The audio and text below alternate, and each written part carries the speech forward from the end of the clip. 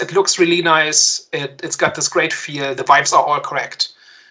And then not much happens. Like, that's kind of my takeaway from it. And that's kind of why I kept going on about the symbolism being kind of empty and the themes being kind of not really explored, because I think that's kind of the bottom line of this movie, right? That it talks about a bunch of things in a pretty obvious way, but then doesn't really take it anywhere. And I think it does that on not just once or twice, but on several fronts, which is a shame because everything else just looks really nice and individual scenes can be pretty impactful. But I'm just wondering, what's the story exactly? Which actually reminds me quite a bit of Civil War, which was similar, where every individual scene is pretty good. And then you ask, okay, but what's the story? So, and that was also an A24 movie. I'm not sure if that's a coincidence.